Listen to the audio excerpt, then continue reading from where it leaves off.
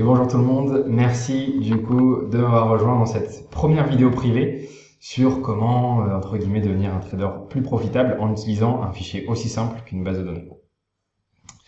Donc, dans cette vidéo, je vais vous expliquer comment remplir cette base de données et comment l'utiliser. Alors attention, je ne vais pas vous expliquer exactement comment est-ce qu'il faut trader, comment est-ce qu'il faut prendre un trade ou quoi que ce soit. Je vais vous donner des exemples basés sur l'un de mes setups de trading. Donc, comment est-ce qu'il faut comprendre la chose?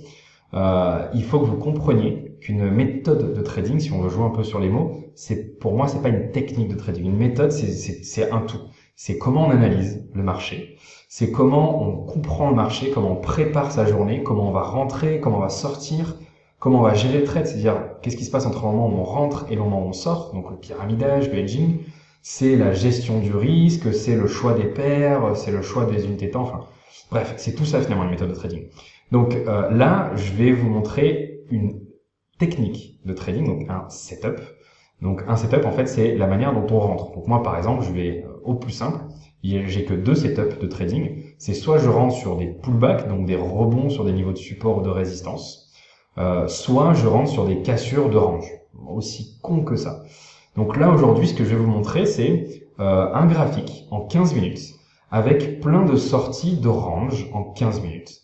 Et ensuite, et puis c'est tout. Et donc c'est pas comme ça que je vais trader, c'est juste une partie de mon trading. Et ensuite, moi j'ai plein de filtres, donc l'analyse, le plan de trading, etc., qui vont me permettre de prendre ou de ne pas prendre tel ou tel trade. Voilà, c'était juste du coup comme petite introduction à cette vidéo. Donc du coup, on commence. Donc petit 2, reconnaître les patterns gagnants et les patterns perdant. Donc voilà le graphique dont je vous parlais en 15 minutes, il s'agit de l'euro-dollar et c'était il y a pas très longtemps, donc je pense que c'est le 28 avril si vous voulez re-regarder du coup sur vos graphiques. Donc j'ai numéroté 21 trades, 21 possibilités d'entrée avec le setup de sortie de compression, donc de sortie de range en 15 minutes. Donc pour faire très bref, sans vous donner tous les détails, une sortie de compression pour moi, je vais d'abord regarder les bandes de Bollinger. Et quand je vois que les bandes de Bollinger compriment, ça veut dire qu'il y a une baisse de volatilité et que le marché est en train de accumuler, donc d'où le terme accumulation à l'inverse de distribution, que le marché est en train d'accumuler, donc il est en train de faire une pause pour une raison que l'on ignore. Ça peut être parce qu'il attend une news, ça peut être parce qu'on approche d'un niveau particulier, ça peut être parce que c'est tôt le matin ou tard le soir et qu'il n'y a plus personne sur le marché, peu importe. Alors, pas vraiment peu importe, que c'est important de le savoir, mais peu importe pour cette vidéo. Et une fois qu'on a identifié une pause, on va la borner, donc un support, une résistance. Et quand ce support ou cette résistance est cassée, on prend un trade à la clôture de la bougie qui casse. Donc ça, c'est un des setups de trading que j'utilise. Et comme vous avez vu, il n'y a pas plus simple. Donc j'ai numéroté, comme j'ai dit, 21 setups de trading, que ce soit à la hausse ou à la baisse, basés sur cette considération de compression des bandes de Bollinger, traçage de support résistance et bim, cassage. Bon, ensuite, il m'a fallu un setup de sortie. Alors, comme j'ai pas voulu faire trop compliqué et pas être trop technique, le setup de sortie pour moi, c'est lorsqu'il y a une phase 4. Alors, si vous savez pas ce que c'est qu'une phase 1, qu'une phase 2, qu'une phase 3, qu'une phase 4, je vous invite à regarder les vidéos sur les bandes de Bollinger qui sont du coup sur la chaîne YouTube et vous comprendrez comment identifier les phases. Donc, en gros, pour faire simple, le trade numéro 4, ce serait une entrée ici et une sortie lorsque la phase 4 des bandes de Bollinger commence, c'est-à-dire en gros, à peu près ici. Ok. Alors pour remplir de manière idéale du coup le fichier, il faut numéroter dans les colonnes plus plus, à moins et moins moins le numéro de tous les trades que l'on a pris. Et quand un trade s'est mal passé, par exemple le trade numéro 2 s'est mal passé parce que en gros on rentrerait ici et quand on rentre en phase 4, en gros ce serait ici. Ce serait une perte qui est relativement importante. Le trade numéro 4 s'est bien passé. Le trade numéro 6 c'est pas forcément bien passé. Pourquoi? Parce que je rentre ici. Par contre, ma phase 4, elle arrive qu'à ce moment-là. Et du coup, la sortie se ferait là. Donc, j'ai une légère perte ou alors un trade à quasiment zéro, quoi. Donc, voilà en gros comment j'ai rempli mon tableau que je vous remontrerai après, du coup, avec tous les numéros. Donc, ça, c'est un travail de jugement où je peux pas vous dire exactement quelle est la différence entre un trade plus plus et un trade moins moins. Ça dépend de votre méthodologie de trading. Pour moi, un trade plus plus, c'est un trade où je gagne 1,5 fois ce que j'ai gagné. Et un trade moins moins, c'est un trade où je perds quasiment ce que j'ai risqué. Donc si j'ai risqué 100 €, que j'ai mis mon stop loss et que j'ai fait tout mon calcul pour pas de 100 € et que j'ai perdu 80 €, pour moi c'est moins moins. Si j'ai pu perdre que 30 ou 40 €, c'est moins. Voilà, comme ça vous comprenez un peu la logique qu'il y a derrière. Bon, je l'ai fait de manière approximative pour l'exemple de cette vidéo, vous me pardonnerez du coup les quelques petites erreurs du coup de précision. Ensuite, quelle est la deuxième étape? Ça, c'est l'étape la plus importante, c'est de pouvoir identifier ce qui fait qu'on a gagné ou ce qui fait qu'on a perdu. Et pour ça, on va prendre de la hauteur. Donc ça, c'est la première étape. Donc on va regarder finalement tous ces trades, mais sur une unité de temps supérieure. Alors moi, ce que j'aime bien sur le Forex, c'est de multiplier par 5 ou 6 l'unité de temps. Donc là, on est sur du M15. Multiplié par 6, ça ferait du 1h30. Bon, j'ai utilisé l'unité de temps 2 heures. Donc j'ouvre l'unité de temps 2 heures. Et je place sur l'unité de temps 2 heures tous les trades que j'ai pris. Donc là, vous voyez, du trade numéro 1 à trade numéro du coup 21.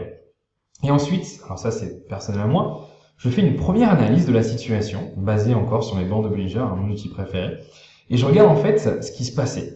Et je repère que finalement, lorsque j'ai une compression, donc je trace mon rectangle de compression, lorsque j'ai une tendance haussière, donc les bandes de Bollinger qui partent à la hausse, du coup je trace une sorte de trend line à la hausse. Pareil, là j'ai ce qu'on appelle une réintégration, mes bandes de Bollinger qui se referment, donc du coup j'ai à nouveau un range qui se dessine. J'ai un range sous forme triangulaire, donc là j'ai voulu représenter un peu un triangle en formation. Ensuite j'ai la cassure par le bas du coup de ce range. Ceux qui tradent du coup les cassures de triangle, ça aurait été à partir du numéro 12. Moi, c'est plutôt les cassures de rectangle, c'est à partir du numéro 14. Ensuite, j'ai une tendance baissière, et puis là, en bas, ça se voit moins bien. Alors, je vais me déplacer. Voilà. Donc là, on voit, pareil, il y a un resserrement des bandes de Bollinger, et donc à nouveau, on rentre dans un schéma d'accumulation. Donc ça, c'est le premier travail que je vais faire, c'est je regarde les unités de temps supérieures, et j'essaie de regarder que je suis rentré. Et là, déjà, sans aller plus loin, on voit que finalement, la plupart des trades où j'étais pas vraiment brillant, se situe comme par hasard dans les carrés. La plupart des trades où j'étais brillant se situent comme par hasard en dehors des carrés, sauf quelques exceptions près. Bon, le deuxième travail ensuite, c'est pour vraiment bien comprendre, de transposer mes tracés de l'unité de temps supérieure, donc 6 fois supérieure, sur l'unité de temps à nouveau inférieure. Donc là, on obtient du coup ce graphique. Donc là, c'est à nouveau le 15 minutes. Oups, il était un peu vite. C'est à nouveau le 15 minutes avec tous les trades, mais cette fois-ci avec la petite analyse graphique que j'ai réalisée. Alors, pour pas que cette vidéo soit beaucoup trop longue non plus, j'ai pas ajouté d'autres choses qu'on aurait pu ajouter, comme par exemple des supports résistance majeurs. Donc pour ça, il aurait fallu que je regarde d'autres unités de temps ou que je dézoome et que je trace des gros niveaux de support résistance qui sont importants. Mais là, j'ai voulu rester simple pour que vous compreniez le concept. Et après, bien sûr, vous pouvez décliner ça avec votre manière d'analyser, votre manière de voir les choses. Autre paramètre important également que je n'ai pas identifié ici, c'est le calendrier économique. C'est très important de mettre des traits verticaux. Alors, je crois que je peux dessiner, voilà, un truc comme ça. C'est très important de mettre des traits verticaux au moment en fait où il y a des news. Alors là, je les mets au hasard. Pourquoi? Parce qu'il faut bien comprendre qu'un marché, et a fortiori un marché en intraday, il va être rythmé par les publications économiques, par les rumeurs, parce que les opérateurs, en fait, ils vont attendre une publication pour pouvoir se positionner ou pour pouvoir prendre un bénéfice ou peu importe. Donc du coup, il faut aussi rajouter cet élément de news. Vous pouvez aussi ajouter d'autres éléments comme les ouvertures de marché. Par exemple, quand il est 9h le matin, 15h l'après-midi, enfin peu importe. Donc vous pouvez rajouter autant d'éléments que vous voulez. Attention de ne pas tomber dans le piège de rajouter trop d'éléments parce qu'après, vous allez avoir finalement plein de traits de partout, des niveaux de support résistance de partout, des news de partout, des ranges de partout, et puis vous allez être complètement bloqué. Donc il faut ne pas chercher à faire trop bien, ni trop parfait, juste prenez les quelques éléments qui sont les plus importants pour vous. Pour moi, les éléments les plus importants, c'est la phase du marché. Est-ce qu'on est dans une phase d'accumulation pour l'unité de temps supérieure, ou est-ce qu'on est dans une phase de distribution? Ensuite, il y a la durée de vie de la tendance. Est-ce qu'on est plutôt au début de la tendance? Est-ce qu'on est plutôt à la fin de la tendance, au milieu de la tendance? Donc ça, j'essaie de l'estimer avec mes outils d'analyse. Alors ça fait pas partie de cette vidéo, mais je vous ferai, ne vous inquiétez pas, d'autres vidéos pour réussir à estimer ça. Et puis surtout, les news, quoi. Est-ce qu'il n'y a pas une news qui tombe en plein milieu là, du B1 et pour pouvoir du coup l'éviter. Donc une fois que ce travail a été fait, je pense que vous comprenez là où on va en venir. C'est que finalement, on remarque que toutes les pertes on peut voir des points communs entre les pertes et les gains. Donc dans le tableau suivant, j'ai utilisé 3 codes couleurs. Il faut que je m'en souvienne. Le code couleur bleu, ce sont... Ah oui, non, je suis bête. En fait, j'ai utilisé 4 codes couleurs parce que j'ai identifié 4 types de traits. Alors, les traits en bleu, donc le 4 et le 14, je vais vous montrer sur le graphique où est-ce que c'était. Donc le 4, alors je vais juste voir si je peux effacer les traits.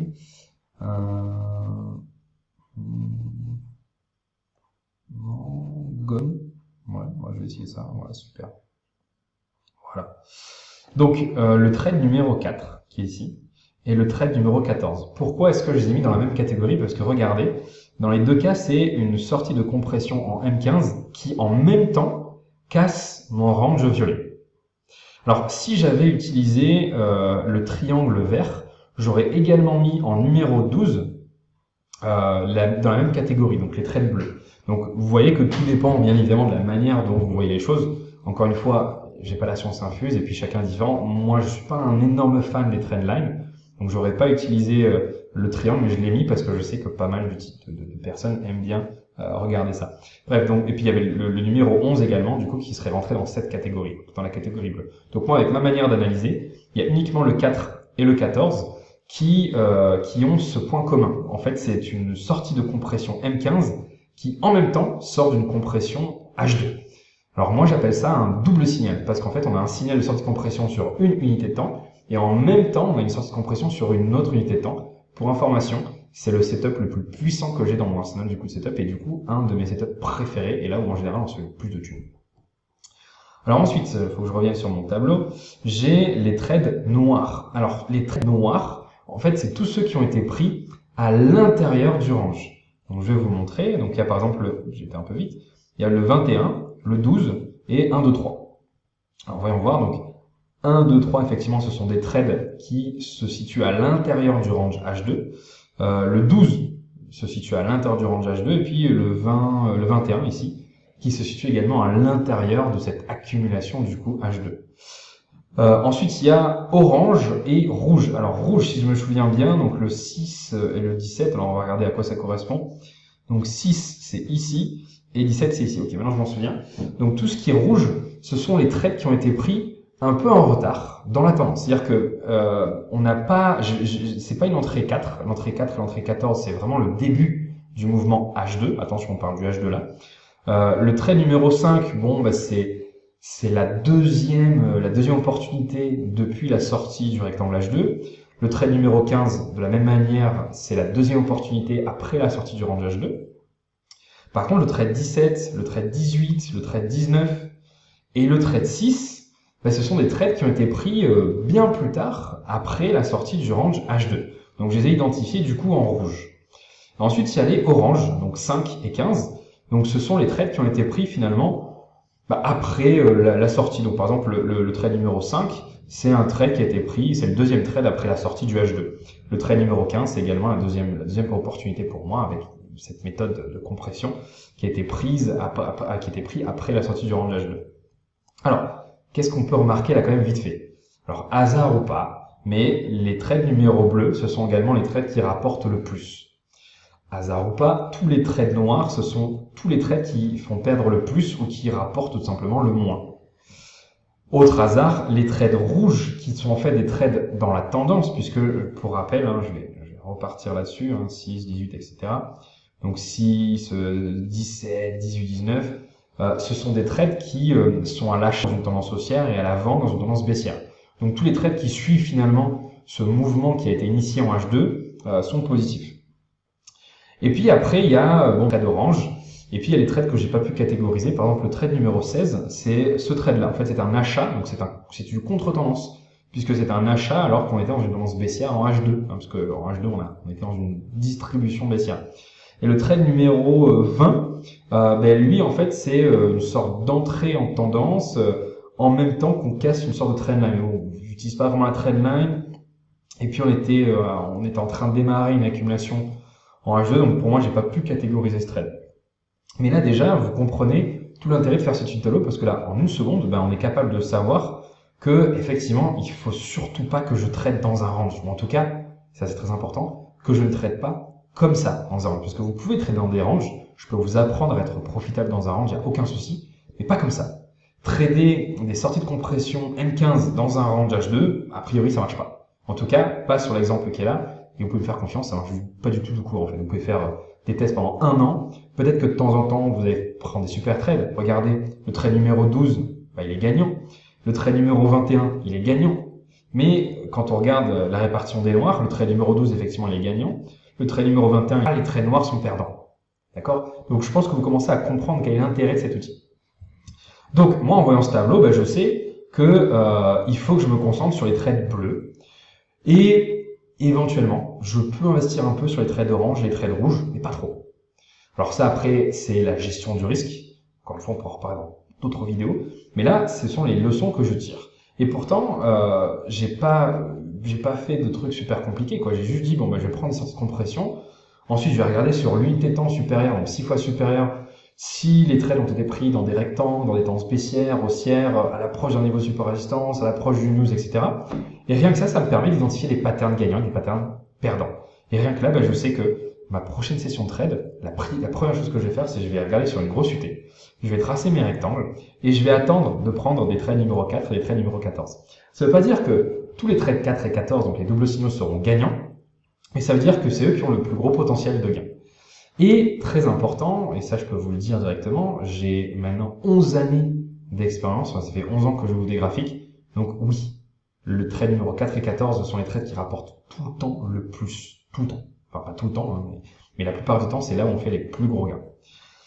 Donc voilà, ça c'était pour cette première vidéo, donc j'espère que vous avez bien compris comment remplir ce tableau, j'espère que vous avez bien compris également l'importance d'identifier les patterns gagnants et perdants pour pouvoir s'améliorer petit à petit. Alors même si cet outil paraît ultra simple, je peux vous garantir que c'est un outil qui est utilisé par tous les élèves de DMT, qui a été utilisé par les participants du Palladium Turtle. Ça leur a permis d'obtenir, pas de devenir des traders gagnants, parce que trader gagnant, c'est pas avoir une technique de trading gagnant, c'est avoir le mental qu'il faut, donc ça c'est encore autre chose, mais au moins d'avoir une technique de trader gagnant. Et je vais mettre en plein écran, ce sera plus sympa. Et c'est aussi ce qui permet à pas mal d'élèves de passer du négatif au positif, mais surtout de comprendre pourquoi. Parce que, moi je répète souvent, les gars, s'il vous plaît, ne rentrez pas dans un range ou attendez un double signal, ou quand on a une tendance qui a bien démarré, attention, vous voyez bien que quand vous prenez très tardivement, c'est plus risqué, ou on perd plus d'argent, etc., etc. Mais si je les mets devant des faits et que je leur demande de remplir ce tableau, ils le voient d'eux-mêmes. Ils font « Ah putain, c'est vrai que la plupart des trades que je prends dans cette situation-là sur les unités de temps supérieures sont perdants. » Dans la prochaine vidéo, je vais vous expliquer comment est-ce qu'on peut utiliser ce tableau pour apprendre à mieux gérer ses trades. Parce qu'en fait, la question, et je vais revenir sur le tableau, qui sera super intéressante à se demander dans cette vidéo, c'est finalement, est-ce que ces trades perdants, où j'ai perdu beaucoup, est-ce que j'aurais pu mieux faire? Est-ce que j'aurais pu perdre moins? Et est-ce que ces trades où j'étais très moyennement gagnant, est-ce que j'aurais pu gagner beaucoup plus? Et les trades où j'étais vraiment déjà gagnant, est-ce que aussi j'aurais pu gagner beaucoup plus? Donc c'est ce tableau qui va nous permettre également de répondre à ces questions, et ça je l'explique dans la prochaine vidéo. Ciao et à demain du coup.